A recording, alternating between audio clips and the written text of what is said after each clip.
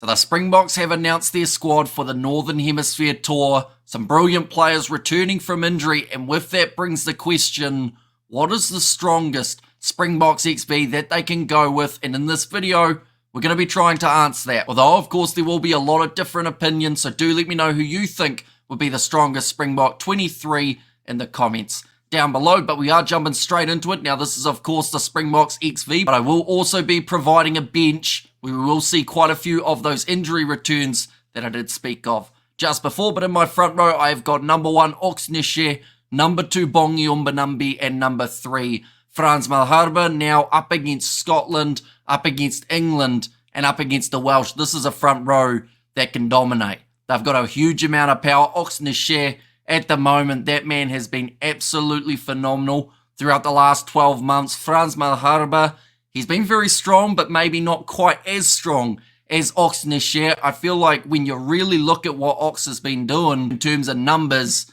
it's so incredibly impressive for a loose head prop. Bongi Umbanambi, he holds this front row together. I'd love to see Malcolm Marx off the bench, of course, normally adds that impact when he is given that role in the locking duo. This is where it gets very tricky, because not only do we see the return of Franco Mostert, there's also the return of Arge Snyman. So the fact that two world-class locks are both returning at the same time makes it very difficult to pick this number 5 jersey. Number 4, it is simple. It is Eben Etzebeth. There's no need to change that man out of the starting side. He is now the most capped Springbok of all time, and he will continue to go game after game throughout this Northern Hemisphere tour. No Salman Morat, which was really the only player who was taking minutes from Eben Etzebeth in that 4 jersey. So perhaps we see a little bit of a reshuffle, or maybe we see 3 games for Etzebeth here in the 5 jersey.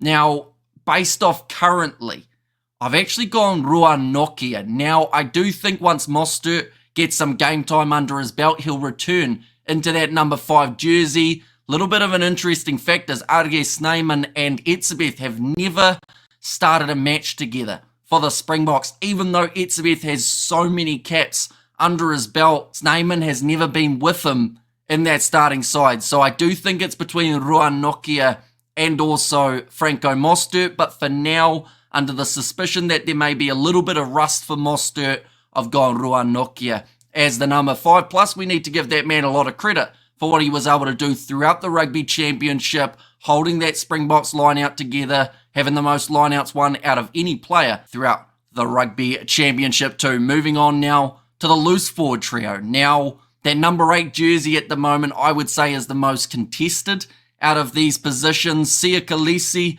for me, is the number 6. He will also be the captain. Number 7, Peter Steph de Toy. Now, the versatility that that man offers, we could also maybe see him as the replacement for Eben Etzebeth, but more than likely, in the games that Etzebeth is missing, Peter Steph de Toy will be missing them as well, but I would have him as the number 7. He is world class, definitely one of the best loose forwards in world rugby today, and the fact that he also plays lock, like I said, adds that little bit more of a feather to his cap. Number 8, this is where I've gone Jasper Wiese, although I honestly do think we will see a lot more of Elric Lowe throughout the November internationals. We've got to remember Rassie has tried out a lot of players throughout the Rugby Championship, as well as the July internationals that we did see up against the Irish, as well as Portugal. But Jasper Wiese, he's made his way back into the side, and he's looked extremely strong at number 8.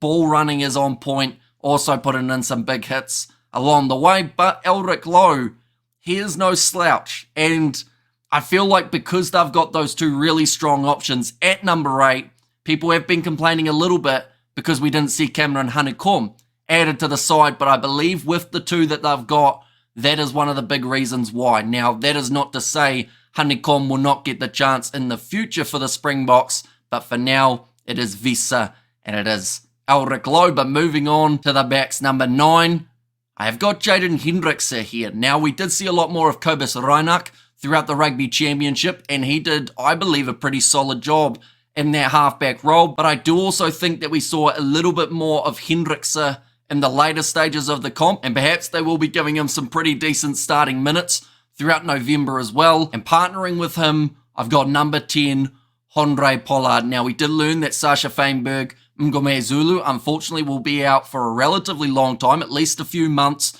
which gives Pollard, Lebok, and Valimza that number 10 jersey, although it hasn't been confirmed whether or not we will actually get to see Damian Valimza as a 10, or whether he will be playing maybe at number 15. But that is also a pretty strong debate, as there are 3 great options for that fullback jersey, but Handré Pollard, he offers you that stability, although I do also think that with Hendrikse as the starting 9, you can afford to give Mani Libok the chance at 10 if you are looking at Hendrikse for your goal-kicking option. But for now, I think that this would be a very strong Springboks combo. In the centres, there's not really any need to change this combination. Number 12, Damien Dearlendi. Number 13, Jesse Creel. Now they have got Lucanio. They have got Andre Esterhazen. He has made his way back into the Springboks side after some great form for the Sharks in the URC, but it's just too strong at the moment.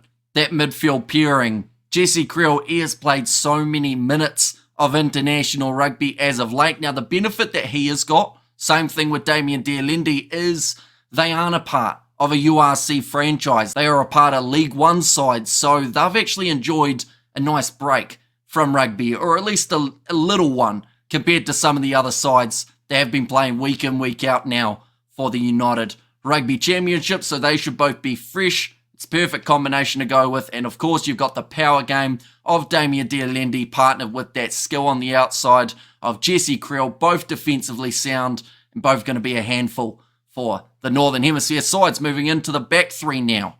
Number 11, I've gone Kurtley Arunsa. Makazole Mapimpi hasn't really done much wrong, but unfortunately for him, someone else who likes that jersey is Kurtley Arunsa, who has done a lot right over the last 12 months, which is why I give him that left wing jersey. He has also scored a lot of tries from the left wing. Doesn't seem to have that same impact from the right, but someone who does have that same impact, if not a little bit more, is Cheslin Colby.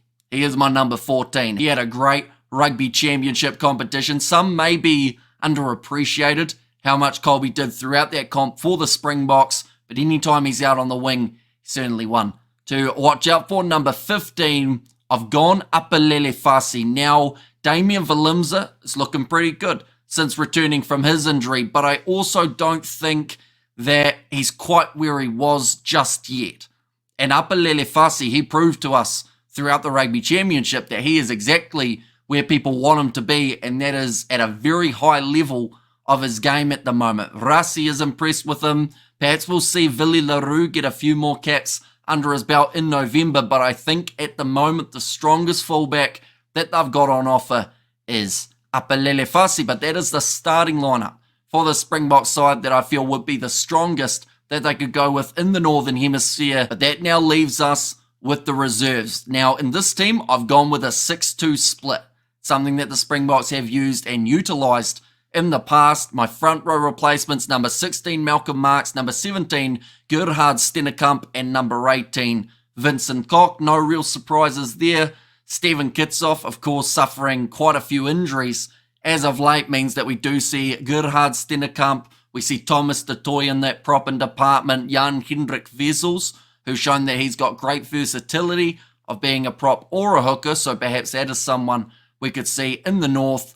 But for now, these 3, I think, would be extremely solid. My other replacement forwards, number 19, Arge Snyman, number 20, Franco Mostert, number 21, Quagga Smith. Now, I think I need to work on that bench a little bit before we get into the Northern Hemisphere matches, because Arge Snyman and Franco Mostert, you've got 2 locks there, but Mostert does play 7, but already in that 7 jersey, you could say Quagga Smith can fill that gap. So maybe if you're playing Quagga as a 6 or an 8 option, either coming in for Sia Khaleesi or Jesper Visa, that would work quite well. But one thing's for sure, you need Quagga Smith off the bench, because the impact that that man brings when he takes to the field is second to none. He's a phenomenal talent, and he's going to be a massive player late in games for the Springboks. In November, my back replacements, this is where I've gone pretty simple.